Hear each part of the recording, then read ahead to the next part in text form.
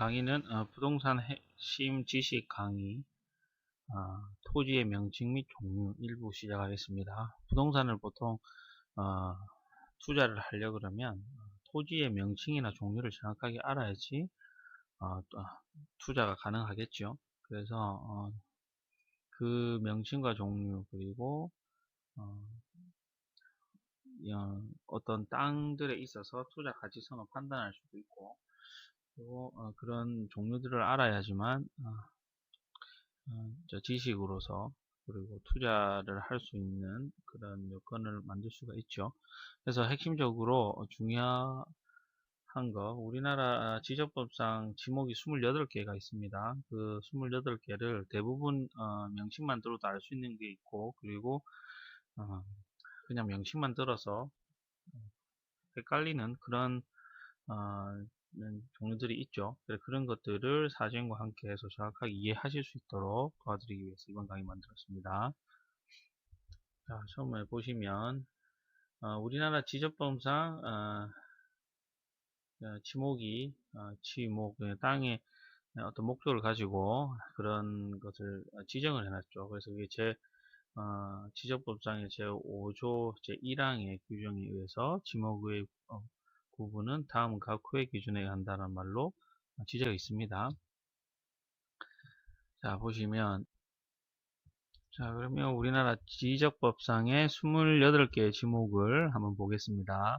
자, 부호로는 전이라고요. 지목은 전입니다. 일반적으로 저희가 신문 연예인들 많이 볼 수도 있고요. 많이 나오는 용어죠. 근데 좀 설명을 해라면 일반 분들은 헷갈려 하실 수도 있습니다.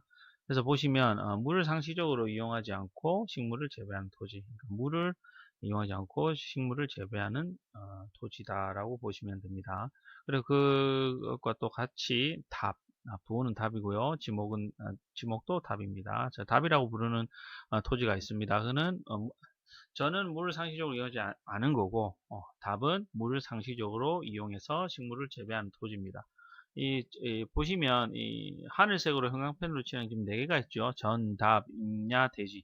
뒤에도 쭉 몇 개가 더 있을 건데요. 그거는 사진으로 제가 보여드리면서 설명을 또 드리겠습니다. 왜냐면 하늘색으로 형광펜 칠한 부분은 사람들이 많이 헷갈려 합니다. 그래서 일반인들이 부동산을 전문하지 않는 일반인들이 정확하게 이거를 얘기를 해라 그러면 임야가 뭔지 대지가 뭔지 이런 게 헷갈리거든요. 사진도 보면서 제가 설명을 좀 더 자세하게 하면서 그러면서 진행을 하겠습니다.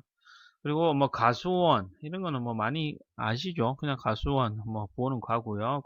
가수를 집단적 목적으로 재배하는 토지. 그러니까 뭐 우리가 일반적으로 생각하는 가수원 생각하시면 됩니다. 이런 형광펜이 안 친 부분은 그냥 용어만 들어도 한국 사람이라면 거의 어떤 건지 알 수 있기 때문에 빨리 넘어가겠습니다.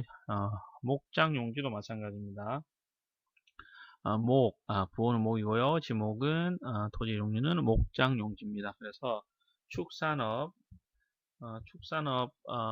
하고 낙농업, 가축 사육, 그냥 뭐 가축 뭐 이렇게 해서 목장 생각하시면 그런 목적으로 하는 토지를 목장 용지 보러 먹. 자, 임야는 산림, 수풀림, 중림지, 암석지, 자갈당, 황무지 등의 일반적으로 6개를 임야로 얘기를 많이 하고 등등 뭐 다른 토지도 있지만 크게 나눠서 제일 많이 통틀어서 임야를 합니다. 자, 산림은 산이고요. 수풀림은 뭐 풀 같은 그런 수림이라고 생각하면 되죠. 수림지.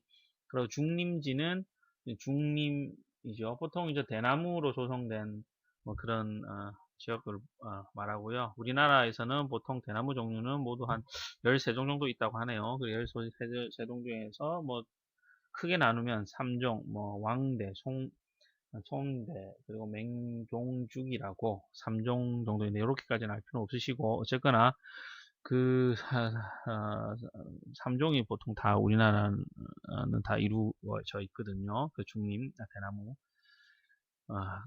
그래서 그런 토지를 중림지라고 합니다. 암석지는 보통 토심이 얕은 토양과 안반 노출지가 전체 25%에서 한 90% 정도 점유된 지역입니다. 그러면 간단히 말씀을 드리면 그냥 돌덩이 많은 그런 토지를 보시면 됩니다.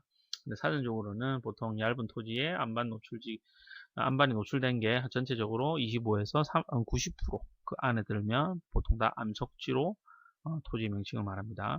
그렇게 보시면 되고. 자갈도 비슷합니다. 자갈도 자갈이 쫙 있는 데죠. 자갈이 있는 토지 이렇게 생각하시면 되고, 그 노출 빈도가 크게 정해져 있지는 않은 걸로 알지만 누가 봐도 자갈이 많은 곳은 자갈 땅이라고 얘기를 하고요. 그리고 항무지 같은 경우에는 사전적 의미는 뭐 가꾸지 않은 땅, 가꾸지 않은 토양, 뭐 경작할 수 없는 토양, 뭐 식물이 살 수 없는 뭐 척박한 뭐 영양분이 없다 이 말이죠. 영양분이 없는 토양 등을 항무지라고 얘기를 합니다. 그래서 우선은 가꾸지 않고 그리고 경작을 하기가 좀 힘든 그런 토지 그런 데를 항무지라고 생각을 하시면 됩니다. 사진도 좀 보여드리겠습니다. 자, 대지. 대지 같은 경우에는 이게 건축법하고 많이 연관이 돼 있죠. 건축하시는 분은 상시 많이 듣는 얘기입니다. 일반적으로도 많이 우리가 대지 얘기 많이 하지만은 그냥 간단하게 말씀을 드리면 어떤 건축물을 올릴 수 있는 그런 토지를 말하는 거죠. 영구적 건축물이 있는 부지와 토지개발 사업으로 택지 조성이 택지 조성을 하는 토지 그래 보시면 됩니다. 보통 대지 같은 경우에는 제가 뒤에 사진으로 또 한 번 더 보여드리겠지만 건축을 일반적으로 생각을 합니다. 그래서 건축의 목적이 들어가는 거죠. 그래서 건축에서는 제일 큰 범위로 일반적으로 땅이라고 쓰고요. 그리고 그 안에 같은 말이긴 하지만 토지라는 말을 쓰고 건축 목적의 유무를 뭐 초월해서 가장 일반적으로 법적인 용어로 토지란 말을 쓰죠. 우리 공법, 사법에서 다 통칭해서 말하는 용어입니다. 토지는. 일반적으로 우리는 땅이라 하죠. 그거를. 그래서 법으로 규정을 하는 관리에서 이 땅이란 토지란 말을 법 규정으로 관리하기 위해서 만든 명칭들이 있습니다. 그래서 거기서 이제 금방 말씀드린 대로 건축과 관계 있는 땅을 부지나 대지라고 하고요. 대지는 건축법에서 건축물을 건축할 수 있는 땅을 대지라고 표현을 합니다. 그리고 부지 이런 얘기 많이 하잖아요. 부지는 물론 이것도 건축물을 건축할 수 있는 땅인데 건축 목적이 있는 땅을 부지라고 합니다. 건축 목적이 있는 땅을 부지라고 하고 그리고 토지 관리 법의 규정에 토지 관리를 하기 위해서 필지랑 지목이라는 것을 용어를 쓰죠. 그래서 지금 뭐 저희가 말하는 이 지목은 토지 관리를 위해서 즉 지번으로 표시가 되는 토지의 등록 단위입니다. 그래서 지목을 보시면 토지 등록 단위라고 하고요. 그리고 필지는 토지 관리를 위해서 지목을 표시하기 위해서 똑같이 지목과 같은 느낌으로 토지 등록 단위로 같이 표현을 하고 있는 겁니다. 그래서 필지 혹은 지목, 토지를 관리하기 위해서 그렇게 같은 의미 용도로 쓰고 있다라는 것도 보시면 되고 그리고 건축 계획을 위한 명칭도 따로 우리가 씁니다. 이 신문에서도 많이 나오긴 하지만 획지라고 하죠. 획지. 건축 목적의 유무와 무관하고 한 개 이상의 필지로 구성되는 동질성이 있는 계획 단위의 토지 경계 혹은 그 영역을 말합니다. 그래서 건축물의 유무 상관없이 그냥 계획이 있는 밀지에 구성되는 동질성이 있는 계획 단위의 토지 경계 정도로 보시면 됩니다. 그래서 이 내용도 제가 정리를 한 거를 보통 나오는 인터넷이나 혹은 책에 나온 것을 그대로 인용을 해서 뒤에 또 사진으로 보여드리겠습니다. 자, 다음으로 넘어가서 공장용지. 부호는 장이고요. 당연히 공장이라 제조 목적으로 공장 시설물 부지라고 생각하시면 되고요. 공원, 부호는 공이고 지목은 공원입니다. 공중의 복원, 죄송합니다. 휴양 등의 이용의 시설을 가진 토지고 학교는 그냥 학교 생각하시면 되고요. 학이고 부호는 학, 지목은 학교 용지입니다. 뭐 학교 교사, 뭐 부속 시설물의 부지, 체육장 뭐 이래야 되는데 그냥 학교라고 생각하시면 되고요. 그리고 도로는 부호는 도고, 지목은 도로입니다. 보행이나 차량 운행의 형태를 갖고 있는 이용되는 토지. 일반적으로 생각하는 도로 생각하시면 되고 이런 거 다 시기 때문에 넘어갑니다.